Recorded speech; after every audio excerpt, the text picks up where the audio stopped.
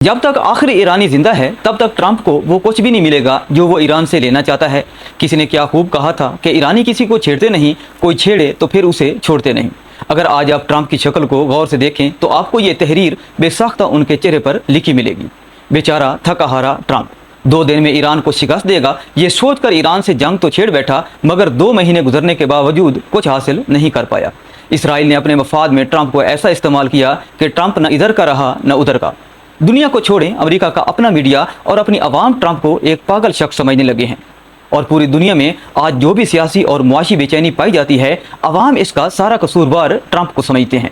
अवाम मुकम्मल तौर पर समझ चुके हैं कि ये तो उनकी जंग थी ही नहीं, ये तो इसराइल का बिछाया हुआ जाल था जिसमें अमेरिका जाके फंस गया। वो खुद तो ईरान से लड़ नहीं सकता था तो उसने बंदूक अमेरिका के कंधे पर रखकर चला दी।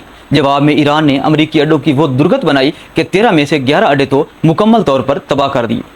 खुद को एटमी पावर कहलाने वाले अमेरिका की अब ये सूरत हाल है कि उनके पास ईरानी मिसाइलों को रोकने के लिए इंटरसेप्टर्स तक मौजूद नहीं। जंग बंदी की तमाम डेडलाइंस खत्म हो गईं, मगर ट्रंप ने दोबारा हमले की जुर्रत नहीं की। ये वजह है कि ईरान का बहुत नुकसान हुआ, तमाम टॉप लीडरशिप को शहीद कर दिया गया, एयरफोर्स तबाह कर दी गई, नेवी को तबाह कर दिया गया, लेकिन ईरान की असल ताकत उनका मिसाइल सिस्टम वैसे का वैसा है। उम्मीद है जंग दोबारा शुरू नहीं होगी। अगर हुई तो ट्रंप का हाल उस लंगड़े रीछ जैसा होगा जिसका किस्सा मैं अगली वीडियो में सुनाऊंगा।